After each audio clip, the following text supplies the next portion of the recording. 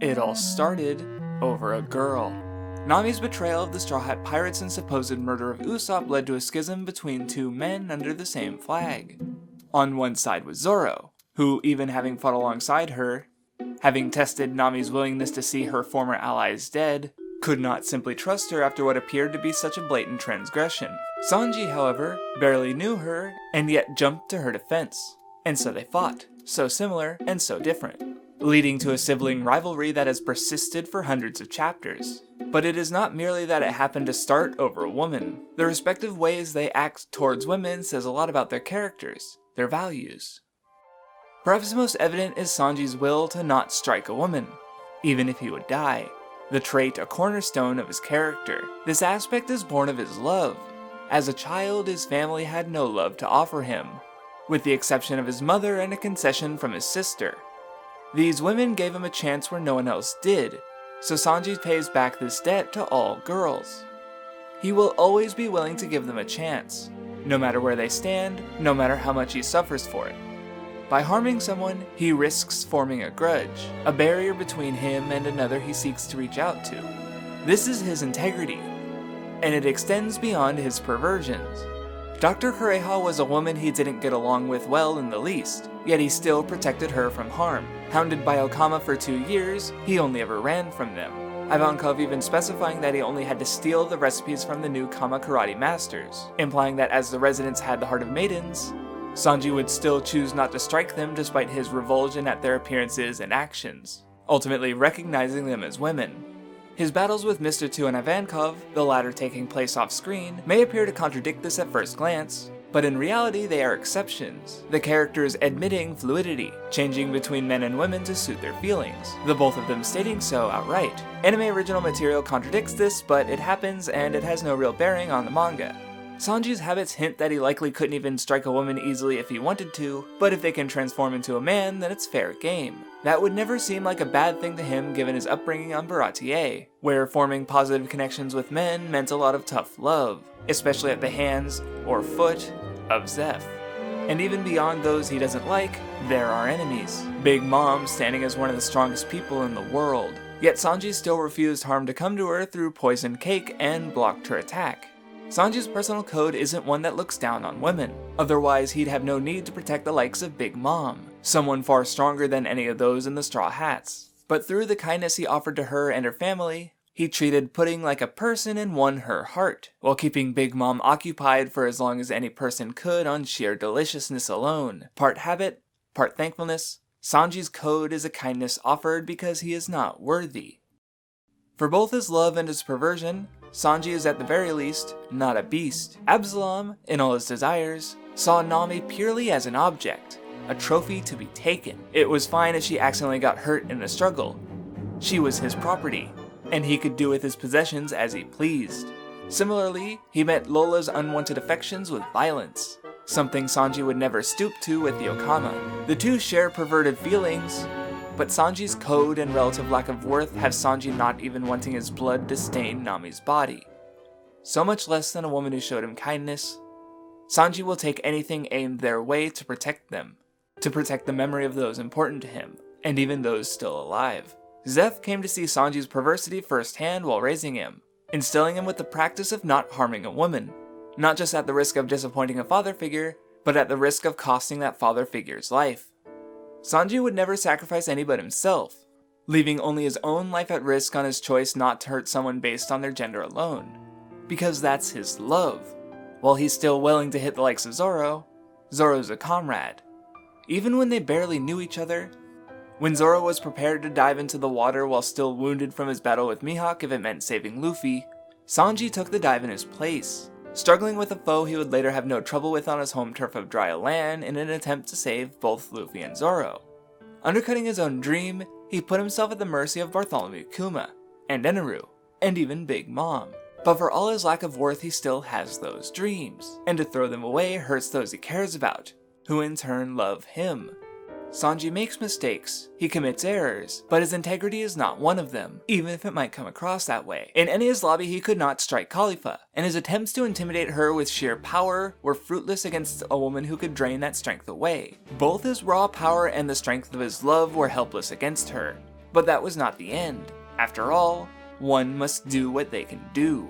The Straw Hats all have their strengths, but not every strength is meant for every situation. Usopp's heroism comes as the sniper, not as the warrior. And Sanji's trust of women put him on the position on the Puffing Tom to potentially save Robin. And much later it would begin the unraveling of Doflamingo's plan on Dressrosa through Viola, or allowing for Pudding's assistance on Whole Cake Island. Only Sanji can put trust in the ones who might seem undeserving of any of it. Among the Straw Hats, it is Sanji with the kindest heart.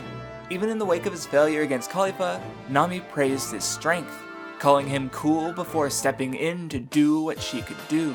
She could defeat Kalifa where Sanji couldn't, and Sanji could defeat Jabra. Like Robin, Viola, and Pudding, Jabra utilized deception. Claiming to be Robin's brother, he holds blood ties to his actions, placing a value in family as he suggests Sanji should reunite with his crewmate. But while there was no true good intent in his actions, Sanji was never fooled. He did begin to run. He did give Jabra the chance to be of assistance. But where Pudding had fooled him completely, Sanji didn't have that same good-willed expectation for Jabra. Like the men in his childhood were vicious to the core, Sanji was one better, giving him the chance before Jabra's cruelty had him walking into Sanji's foot. Refusal to sacrifice anything, even one's ideals, requires strength. Sanji fought CP9 to save Robin, but had he struck Kalifa, even though that would have raised the chances of saving Robin, it would have sacrificed Zeph, the man who gave him so much. In refusing to make that concession, in being willing to rely on others, Sanji proved his strength, where a comrade like Chopper, without his strength or willingness to be weak, sacrificed his body and went on to cause even more problems. Worse than the weakness of body is the weakness of character, and as brought up in my video on Zoro, what makes a swordsman is one's ability to hold respect. Respect for the blade, respect for the enemy, and respect for the self. And how this applies to women seems fairly clear. When Kuina showed anxiety over the fact that she was a woman, something that would mean she'd inevitably be surpassed by a boy simply because of who she was born as, Zoro insisted that it didn't matter. And yet, despite that insistence, the words of a child do not match the course of action taken as an adult. The first instance that Zoro called attention to Kuina after his backstory was during his battle with Tashigi on Logtown. Zoro casually disarmed her, ultimately choosing not to strike her down, to which she took offense. In not defeating his opponent properly, he did not respect them as an opponent worth fighting. Remember back to his duel against Mihawk where he only came to be defeated when Mihawk respected him as an opponent. Tashigi suggested that Zoro was making a concession because she was a woman, to which Zoro did not properly deny her, simply bringing up the Kuina similarity. But it is strange. As a child, Zoro had no issue fighting Kuina with the intent to bring her down. Yet now that he was stronger than a lookalike, he refused to even touch her. It's not only here, but several times throughout the series that Zoro takes special exception to a woman, especially in the way of the sword. On Skypiea, Eneru defeated Robin handily, to which Zoro rushed to her aid. She was just a woman, after all. Eneru defeated her casually but still considered her as an opponent for challenging him, and after similarly striking down Locky, he laughs that gender shouldn't matter to the likes of Zoro and Wiper.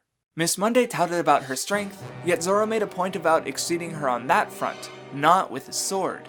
He stayed his blade on women and children, even though all the mooks were challenging him and far below his power. And the most direct and key instance of this conflict was against Harpy Monet. With Zoro unable to deny her claims, Tashigi recognized his inability to fight women and stood beside him while he insisted he had no such weakness. And yet, even as he proclaimed that, he could do no more than scratch Monet. Even when cutting her in two, he relied on the fact that she was a Logia, avoiding usage of Haki. Monet was an opponent who challenged him, yet he did not raise his blade, disrespecting an opponent he ultimately could not defeat. Disheveled as she was, Monet still raised the blade against him before being struck down by Tashigi. Zoro's intimidation was as unsuccessful as Sanji's had been on Enies Lobby, and he too needed the assistance of a woman to see that foe defeated. But Sanji was praised for that decision while Zoro was scolded. His hypocrisy is clear primarily to the audience. Previously in the arc, he and Luffy had faced defeats to the Yeti Cool Brothers and Caesar Clown. Zoro reminded Luffy that this was a new world and not being serious wouldn't cut it anymore. And yet, despite the time-sensitive situation with poison gas filling the facility and a foe whose strength he far outstripped, Zoro utterly failed to follow his own words. Because Tashigi was absolutely right. Zoro cannot turn his blade on a woman, simply because of their gender. As Zoro said on Jaya in regards to the beatdown he received from Bellamy, やられた?別にあいつら俺たちの前に立ちはだかったわけじゃねえだろ。同情しか残らねえ喧嘩は辛いだけだ。 Not too long before that line, in the forest he cut down centipedes without hesitation. And when called out for it by Robin, he argues that they challenged him. Yet while he does not pity bugs, he does have pity for the likes of Bellamy, or Monet, or Tashigi. And it remains in his mind because of his perception that women are simply weaker. At least in part. His statement that gender didn't matter was never in service of Kuina's feelings, but Zoro's. He pushed the idea because if gender did matter, he would not have beaten her because he worked harder or was the better swordsman, but because she was inherently weaker than him by nature of being a woman. Those 2,000 losses he'd had to her were destined to be overwritten by birth, not by effort. But tragedy struck, and Kuina died, not to the blade, but by a simple accident. Kuina's simple death, in a sense, proved her fears correct to the young Zoro. She was weaker simply for the fact that she was a woman, or at least, in Zoro's outward expression it might come across that way. Even after avoiding battle with Monet, he still persisted with the idea that he would have won. Zoro is a prideful man.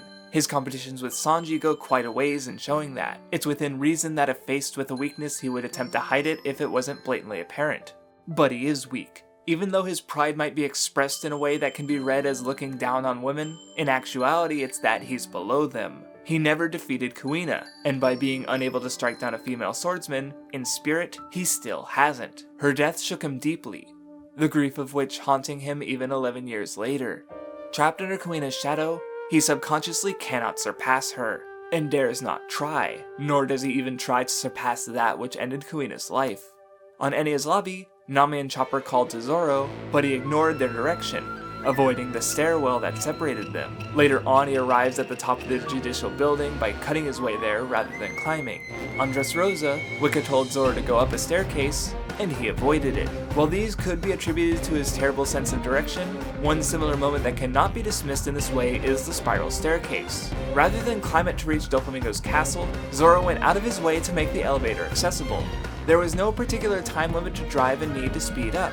And as shown with Monet, time is secondary to his personal weaknesses. Zoro is ultimately engulfed in Kuina's shadow despite having far exceeded her in power. Stairs, Tashigi's face, other woman. A simple association with Kuina gives Zoro hesitance, his blade held back by 2,000 losses left unresolved. When running by and leaving Zoro to Monet, the G5 Marines expressed a concern about leaving him to fight a woman, but Sanji insisted that he's softer than they might think. The two are so similar and yet so different. But Sanji is free. He simply wants to find the All Blue. In his kindness, he has taken a code of thankfulness that breaking means the loss of a father figure, and the Straw Hats will protect that to keep Sanji from losing anything, just as they don't want to lose him. But Zoro can't be protected. Sanji's integrity is strength, but Zoro's aversions are a weakness. If another wins his battles for him, then he cannot say he is the strongest, the greatest. This weakness is something he must overcome to stand at the pinnacle of swordsmanship, respecting all opponents who face him regardless of gender. One day it's all too likely that a woman will finally challenge him, and force Zoro to put in everything he has, to grow once again, and finally climb the staircase, taking another step in his journey to the summit of the Way of the Sword. Thanks for watching yet another video. Be sure to check the description for a couple clarifications. And thanks for the support of patrons such as Maz, Mr. Cynical, Muhammad Hakim, Gloogle, Sir Prowlagod, Oliver Mort, Flarbu, and Tengoon. Thank you for watching.